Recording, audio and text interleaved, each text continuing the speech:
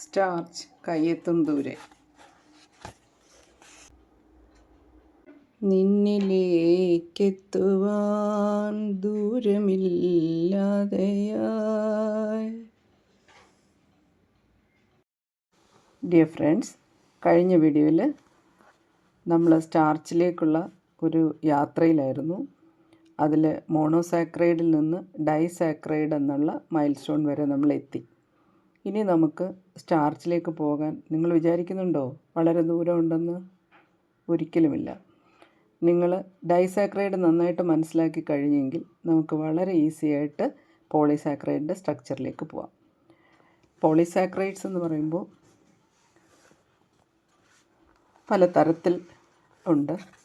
അതിൽ നമ്മൾ മെയിനായിട്ട് കാണുന്ന 3 പോളിസാക്രൈഡ്സാണ് ഇവിടെ റെപ്രസെൻ്റ് ചെയ്തിട്ടുള്ളത്. 1 സ്റ്റാർച്ച്, 2 സെല്ലുലോസ്, പിന്നെ നമ്മൾ മൂന്നാമതൊന്നുകൂടി എടുത്തിട്ടുണ്ട് ഗ്ലൈക്കജൻ. ഇത് നമ്മൾ എപ്പോഴും കേൾക്കുന്ന, നമ്മുടെ ബോഡിയിൽ സ്റ്റാർച്ച് സംഭരിച്ച് വെച്ചിരിക്കുന്ന ഫോമാണ് ഗ്ലൈക്കജൻ. അപ്പോൾ അതുകൊണ്ട് മൂന്നിനെക്കുറിച്ചും വളരെ ബ്രീഫായിട്ടൊന്ന് മനസ്സിലാക്കിയതിന് ശേഷം നമുക്ക് സ്റ്റാർച്ചിലേക്ക് കൂടുതൽ ആഴത്തിലേക്ക് പോകാം. സ്റ്റാർച്ച്, സെല്ലുലോസ് ആൻഡ് ഗ്ലൈക്കോജൻ, ഇത് 3 പോളിസാക്രൈഡ്സാണ്. അപ്പോൾ പോളിസാക്രൈഡ്സ് ആകുമ്പോൾ അതിൻ്റെ മോളിക്കുലർ ഫോമിൽ എന്താണെന്ന് നോക്കണം. C6H12O6 എന്നുള്ള മോണോസാക്രൈഡ്. അപ്പോൾ അതിൽ നിന്ന് ഒരു വാട്ടർ മോളിക്യൂൾ മാറ്റിക്കഴിഞ്ഞാൽ H12O6 എന്നുള്ളത് H10O5 ആയി. അങ്ങനെ N മോളിക്യൂൾസ് യുണൈറ്റ് ചെയ്യുകയാണ്. ഇപ്പോൾ സ്റ്റാർച്ച് ആയാലും സെല്ലുലോസ് ആയാലും ഗ്ലൈക്കോജൻ ആയാലും മോളിക്കുലർ ഫോമുല പോളിസാക്രൈഡിന്, അതായത് several monosaccharide units unite to form polysaccharide. അതുകൊണ്ട് C6H10O5 N ടൈംസ് ആണ്. പക്ഷേ ഇവിടെ N എന്ന് കൊടുത്തിട്ടുണ്ടെങ്കിലും ഈ N വേരി ചെയ്തിരിക്കും. Nൻ്റെ വാല്യൂ മാറി മാറി വരും. അതുമാത്രമല്ല ഡിഫറെൻറ്റ് ഫോംസിലാണ്. അപ്പോൾ ഇവിടെ നമ്മൾ ഒരു ഷോർട്ട് വീഡിയോയിൽ പറഞ്ഞിട്ടുണ്ടായിരുന്നു സ്റ്റാർച്ച് എന്ന് പറയുന്നത് എന്താണ്, സെല്ലുലോസ് എന്ന് പറയുന്നത്. ഗ്രീൻ പ്ലാന്റ്സിലെല്ലാം ഉള്ള ഒരു സ്റ്റോർഡ് കാർബോഹൈഡ്രേറ്റാണ്, സ്റ്റോർഡ് ഫോമിലുള്ള കാർബോഹൈഡ്രേറ്റാണ് സ്റ്റാർച്ച് എല്ലാ ഗ്രീൻ പ്ലാന്റ്സിലും. അതുകൊണ്ട് തന്നെ അതിൻ്റെ പേര് അമൈലം എന്നാണ്, അമൈലം. എന്നാൽ സെല്ലുലോസ് എന്താണ്? സെല്ലുലോസ് എന്ന് പറയുന്നത് ഒരു പ്ലാന്റിന് റിജിഡിറ്റി കൊടുക്കുന്ന കാർബോഹൈഡ്രേറ്റാണ്. ഒരു പ്ലാന്റ് ബോഡി, അതിൻ്റെ സ്ട്രക്ചറൽ പാർട്ടിൽ അതിന് സ്ട്രെങ്ത് കൊടുക്കുന്ന ആ ബോഡി പാർട്ടാണ് സെല്ലുലോസ്. സെല്ലുലോസ് എന്ന് പറയുന്നത് സെൽ, അതായത് പ്ലാന്റ് സെൽ. ഓസ് ഷുഗർ. അപ്പോൾ പ്ലാന്റ് സെല്ലിൽ, കുറച്ചുകൂടെ കറക്റ്റായിട്ട് പറഞ്ഞാൽ പ്ലാന്റിൻ്റെ സെൽ വാളിനെ ബിൽറ്റ് ചെയ്യുന്ന കാർബോഹൈഡ്രേറ്റ് യൂണിറ്റാണ് cellulose. That is a polysaccharide and a rigid polysaccharide. Okay. പക്ഷേ ഈ സെല്ലുലോസും പല തരത്തിലാണ് കാണപ്പെടുന്നത്.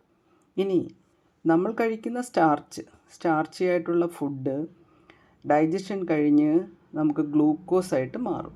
ആ ഗ്ലൂക്കോസിനെ, എക്സസ്സായി വരുന്ന ഗ്ലൂക്കോസിനെ നമ്മുടെ ബോഡി, നമ്മുടെ മെയിൻ ഓർഗനായിട്ടുള്ള ലിവറിൽ സ്റ്റോർ ചെയ്യുന്ന ഫോമാണ് glycogen. So glucose is stored in our body in the form of glycogen.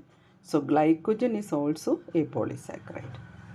ഈ കാര്യങ്ങൾ മനസ്സിലാക്കിക്കൊണ്ട് നമുക്ക് സ്റ്റാർച്ചിൻ്റെ കൂടുതൽ ഡീറ്റെയിൽസിലേക്ക് കടക്കാം. ഓക്കെ.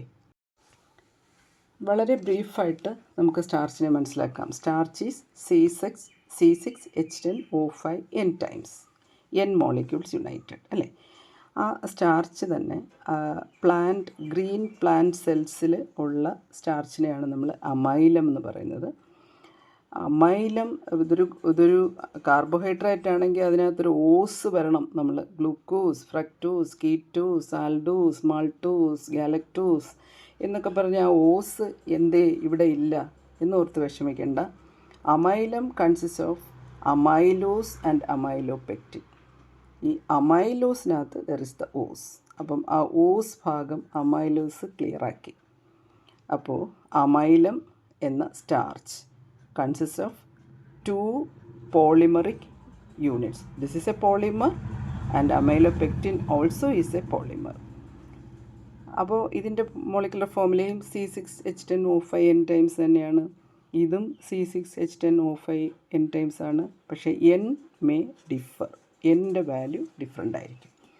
ഇനി നമുക്ക് നോക്കാനുള്ള മെയിൻ ഡിഫറൻസ് എന്ന് പറയുന്നത് അമൈലോസ് എന്ന് പറയുന്നത് ഒരു ലീനിയർ പോളിമറാണ്, ഒരു ചെയിനായിട്ടാണ് ലെങ്ത് വൈസായിട്ട് ഗ്ലൈക്കോസിഡിക് ലിങ്കേജ് വന്നതാണ് അമൈലോസ്. അമൈലോപെക്റ്റിനോ, അതിനകത്ത് അമൈലോ വന്നിട്ടുള്ളതുകൊണ്ട് തീർച്ചയായിട്ടും അതിനകത്ത് അമൈലോസ് യൂണിറ്റ്സ് ഉണ്ട്.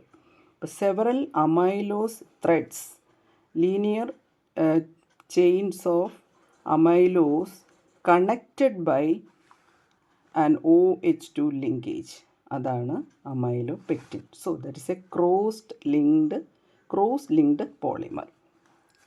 നമുക്ക് അടുത്ത് നോക്കാം. രണ്ടിലും ഇത് അമൈലോസ് ആണെങ്കിലും അമൈലോപെക്റ്റിൻ ആണെങ്കിലും ഹൈഡ്രലൈസ് ചെയ്താൽ നമുക്ക് ആദ്യം കിട്ടുന്നത് മാൾട്ടോസ് ആണ്.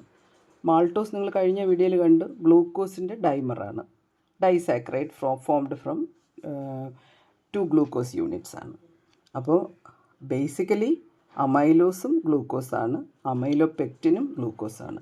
പക്ഷേ 2 ഗ്ലൂക്കോസ് യൂണിറ്റ് മാൾട്ടോസായി മാറുകയും പിന്നെ മാൾട്ടോസ് ചെയിൻ വഴി, അതായത് ലീനിയറായിട്ട് അറേഞ്ച് ചെയ്യുകയാണെങ്കിൽ അത് അമൈലോസ് ആവുകയും അത് ഡിഫറെൻറ്റ് ചെയിൻസ് ഫോം ചെയ്തിട്ട് അതിന് OH2 ക്രോസ് ലിങ്കേജസ് വരുവാണെങ്കിൽ അത് അമൈലോപെക്റ്റിനും ആകുന്നു. അപ്പോൾ ഇവിടെ നമുക്കത് കാണാം.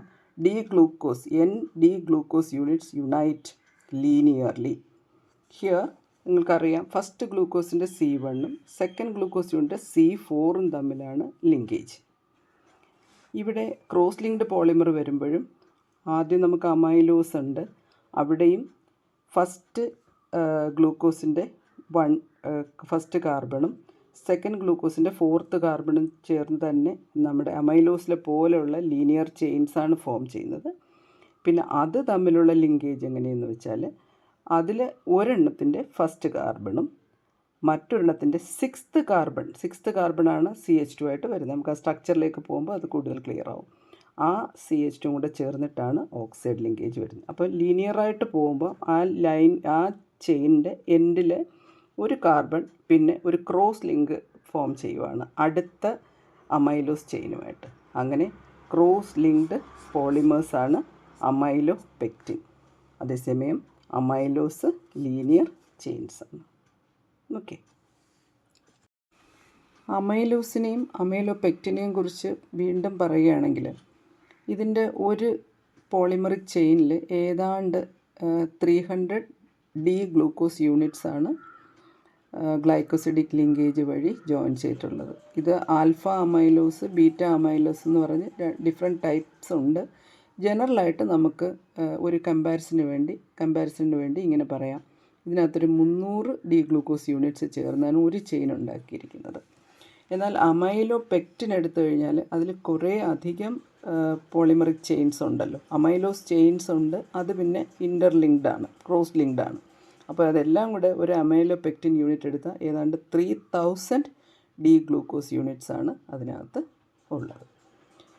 അപ്പം ഇത്രയും വെച്ചുകൊണ്ട് നമുക്ക് സ്റ്റാർച്ചിൻ്റെ റിയൽ സ്ട്രക്ചർ എന്താണ്, അല്ലെങ്കിൽ അമൈലോസിൻ്റെയും അമൈലോപെക്റ്റിൻ്റെയും സ്ട്രക്ചർ എന്താണെന്ന് പരിശോധിക്കാം.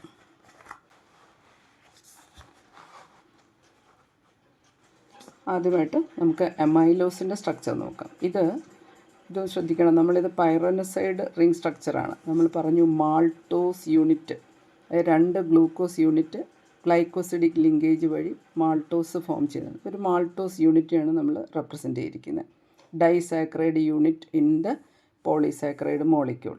അപ്പോൾ ഇത് ഒരു ഗ്ലൂക്കോസ് യൂണിറ്റ്, രണ്ടാമത്തെ ഗ്ലൂക്കോസ് യൂണിറ്റ്. ഇവിടെ കാർബൺ ആറ്റത്തിൻ്റെ നമ്പറിങ് ഇവിടെ നമുക്ക് ഇമ്പോർട്ടൻ്റ് ആണ്. This is first, second, third, 4th, 5th, 6th. ഇവിടെ വരുമ്പം ഇത് 1, 2, 3, 4, 5. ഈ CH2 കാർബണാണ് 6th കാർബൺ. അപ്പോൾ ഇവിടെ നമ്മൾ നേരത്തെ പറഞ്ഞ പോലെ ഫസ്റ്റ് കാർബൺ, അതായത് ഇതിനകത്ത് ഓക്സൈഡ് റിങ് ഫോം ചെയ്ത് കഴിഞ്ഞു. ഇത് നമ്മുടെ പൈറാനോസ് റിങ് ആണ്, 6 മെമ്പേർഡ്. 2 പൈറാനോസ് ring 6 membered. എന്നിട്ട് ഈ ഒരു കാർബണിൻ്റെ ഫസ്റ്റ് കാർബണും ഒരു ഗ്ലൂക്കോസ് യൂണിറ്റ് ഫസ്റ്റ് കാർബണും രണ്ടാമത്തെ ഗ്ലൂക്കോസ് യൂണിറ്റ് 4th കാർബണും തമ്മിലാണ് ഗ്ലൈക്കോസിഡിക് ലിങ്കേജ് വന്നിട്ടുള്ളതെന്ന് പറഞ്ഞു. അതാണ് ഇവിടെ റെപ്രസെൻ്റ് ചെയ്തിരിക്കുന്നത്. ഇനി ഇതിൻ്റെ ചെയിൻ ലെങ്ത് എങ്ങനെ ഇൻക്രീസ് ചെയ്യുമെന്ന് വെച്ചാൽ ഇവിടെ വരുന്ന ഓക്സിജൻ വീണ്ടും വേറെ ഇതുപോലത്തെ മാൾട്ടോസ് യൂണിറ്റിൽ ചേരും. ഇവിടെയും മാൾട്ടോസ് യൂണിറ്റിൽ യുണൈറ്റ് ചെയ്തിട്ടാണ് നമുക്ക് അമൈലോസിൻ്റെ ചെയിൻ പോളിമർ കിട്ടുന്നത്. ക്ലിയർ ആയല്ലോ. ഇവിടെ സ്ട്രക്ചർ വരയ്ക്കുമ്പോൾ ഓർക്കണം, നമ്മൾ ഫസ്റ്റ് കാർബൺ വരച്ചാൽ അത് എച്ച്, അത് അനോമറിക് കാർബണാണ്. ഇതെന്ന് പറയുന്നത് അനോമറിക് കാർബണാണ്, ഇതും അനോമറിക് കാർബണാണ്.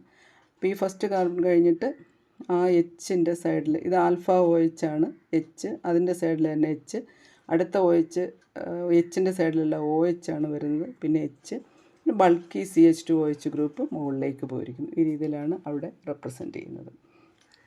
This is amylose. ഇനി നമുക്ക് എന്താണ് അമൈലോപെക്റ്റിനിൽ എന്താണ് സ്ട്രക്ചർ നോക്കണം. അപ്പോൾ അമൈലോപെക്റ്റിനിൽ ഇതുപോലെ തന്നെ ഒരു അമൈലോസ്, 2 അമൈലോസ് യൂണിറ്റ് എടുക്കുകയാണ്. 2 അമൈലോസ് യൂണിറ്റ് ഈ വരുന്ന CH2 വേറൊരു അമൈലോസ് യൂണിറ്റ് ഇതിൻ്റെ താഴെ എഴുതുവാണെങ്കിൽ അതിനകത്ത് വരുന്ന CH2OH മുകളിലേക്ക് പ്രൊജക്റ്റ് ചെയ്തിരിക്കുകയാണ്. അപ്പം ആ CH2OHൽ ഇവിടുത്തെ OH കൂടെ ചേർന്നിട്ടാണ് നമുക്ക് ഗ്ലൈക്കോസിഡിക് ലിങ്കേജ് വരുന്നത്. അപ്പം നമുക്കതുകൂടെ ഒന്ന് റെപ്രസെൻ്റ് ചെയ്ത് നോക്കാം. ഇവിടെ നോക്കൂ, ഇത് ഒരു അമൈലോസ് യൂണിറ്റ്, അതുപോലുള്ളൊരു യൂണിറ്റ് തന്നെയാണ് ഇവിടെ എഴുതിയിട്ടുള്ളത്. First glucose unit, second glucose unit, same linkage.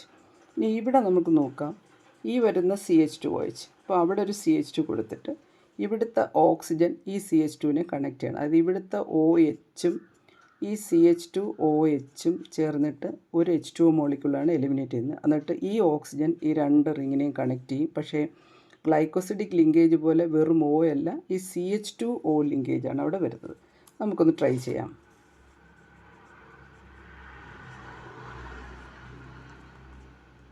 See, this is the interlinkage, cross link. Okay, so one amylose unit, second amylose unit cross linked by another oxide linkage, but this oxygen belongs to the CH2OH part. CH2OHും അവിടെ വരുന്ന OH, അനോമറിക് OHും കൂടെ ചേർന്നിട്ടാണ് ഇവിടെ water molecule eliminate ചെയ്യുന്നത്. So you get the cross link structure. So this cross linked polymeric structure is known as amylopectin. So this total structure is the structure of amylopectin. ബാക്കി എല്ലാം similar ആണ്. ഇനി അവിടെ ആ സ്യൂട്ടബിളായിട്ട് ആ മോളിക്യൂളിൽ വരുന്ന അനുസരിച്ച് എവിടെയാണോ ലിങ്കേജ് വരുന്നത് അത് വന്നിട്ട് നമുക്കൊരു 3000 റിങ്സ് കാണും, 3000 ഗ്ലൂക്കോസ് യൂണിറ്റ്സ് കാണും ടോട്ടൽ അമൈലോപെക്റ്റിനിൽ.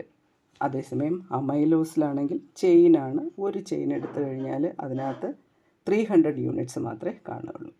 അപ്പോൾ നിങ്ങൾക്ക് ഇത് റിപ്പീറ്റഡായിട്ട് കണ്ടു നോക്കുക.